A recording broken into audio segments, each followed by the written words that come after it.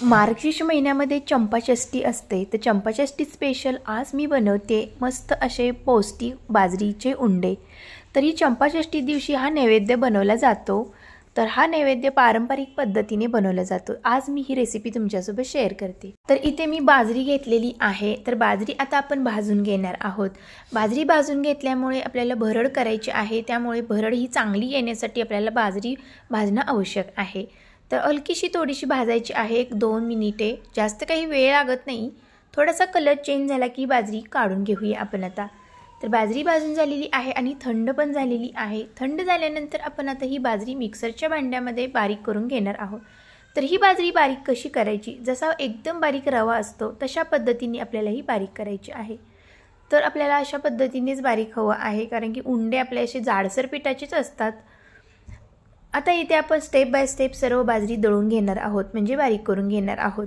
तर मस्त अशी ही भरड झालेली आहे आपली रव्यासारखी। आता यामध्ये घालणार आहोत सुंठ पावडर 1 चमचा।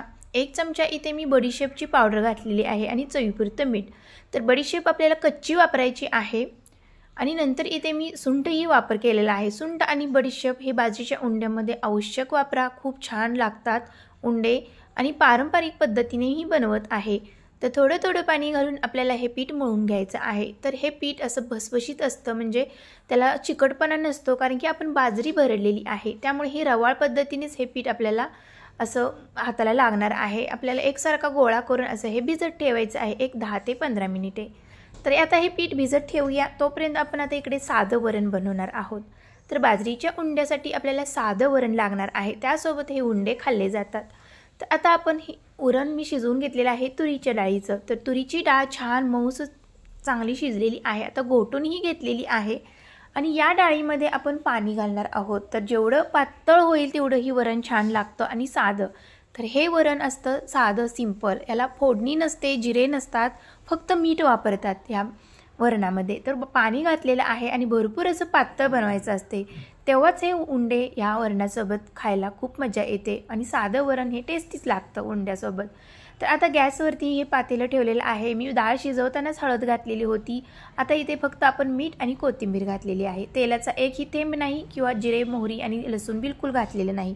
तर हे साधं आपलं वरण मस्त झालेलं आहे, 2 मिनिटे हे चांगली उकळून घेतलेलं आहे। आता इथे आपलं छान असं पीठ भिजलेलं आहे का बघूया। तर अजून थोडंसं पाण्याचा हात लावून घेऊया, कारण की भिजल्यामुळे थोडंसं हे कोरडं झालेलं आहे। थोडं थोडं पाणी घालून आपल्याला पुन्हा एकदा मऊसूत असं पीठ करून घ्यायचं आहे। तर हे पीठ मऊसूत होत नसते, कारण की भरड असते ही बाजरीची, त्यामुळे हे एकदम मऊ होणार नाही। आपल्याला चांगलं हे हाताने किवचूनच अशा पद्धतीने मळून घ्यायचं आहे आणि एक छोटासा गोळा घेऊन असं उंडा करून आणि उंड्याच्या मधोमध आपल्याला असा अंगठा घालून चांगलं गोल असं पोकळ आपल्याला उंडा बनवायचा आहे। आणि पोकळ असं केल्यानंतर दोन्ही बाजूने आपल्याला असं बंद करायचं आहे आणि हलक्या हाताने आपल्याला असा उंडा बनवायचा आहे। मध्ये पोकळ राहिलं पाहिजे, पूर्णपणे पॅक करू नका, नाहीतर मध्ये पोकळ होणार नाही उंडा। तर अशा पद्धतीने आपण 2 उंडे बनवलेले आहे। आता तिसराही उंडा अशा पद्धतीने बनवूया। तर मध्ये बोट घालून असा अंगठा घालून आपल्याला ही पोकळी बनवायची आहे। खूप सोपी पद्धत आहे, पारंपरिक पद्धतीने असे बनवले जातात उंडे। तर पहिले मी असे उंडे बनवून घेतलेले आहे, चाळणीत जेवढे बसतील तेवढे। आता आपण इथे पाणी गरम ठेवलेलं आहे करायला, पाण्यावरती आता ही चाळण ठेवूया आणि 15 ते 20 मिनिटे चांगले वाफवून घेणार आहोत। गॅसची फ्लेम मीडियम ठेवायची आहे।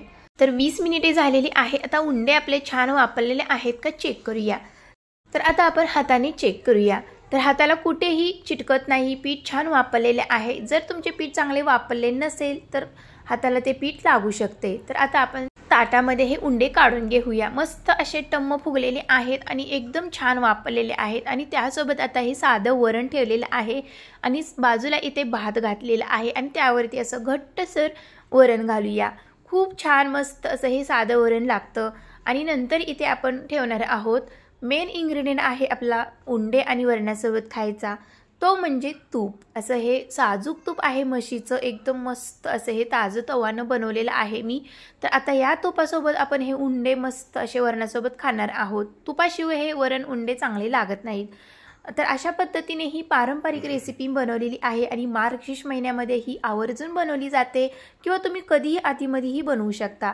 पण हे उंडे खूप छान पौष्टिक लागतात। तर आता एक उंडा तोडून दाखवते, एकदम आतून मस्त असे पोकळ झालेले आहेत, कुठेही चिकटलेले नाही आतमधून। आणि जशी आपण पोकळी बनवलेली होती तशा पद्धतीनेच हे उंडे झालेले आहेत।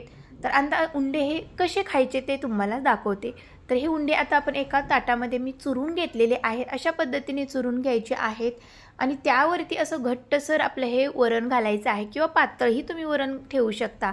मी मीडियम साईजमध्ये हे वरण ठेवलेलं आहे। तर या वरणाला आपण फोडणी दिलेली नाही, फक्त इथे मीठ आणि कोथिंबीर घातलेली आहे। भरपूर असं वरण घालायचं आहे उंड्यावरती चुरून आणि नंतर इथे आपण साजूक तूप भरपूर घालायचं आहे। साजूक तुपाशिवाय हे वरण आणि उंडे चांगले लागत नाहीत।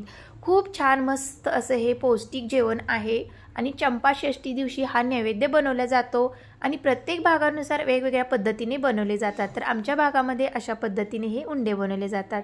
तुमच्याकडे काय बनवले जाते भागामध्ये तेही तुम्हाला कमेंटमध्ये सांगा। तर ही रेसिपी कशी वाटली पारंपरिक पद्धतीची आवडल्यास लाईक शेअर सबस्क्राईब करायला विसरू नका। थँक्यू।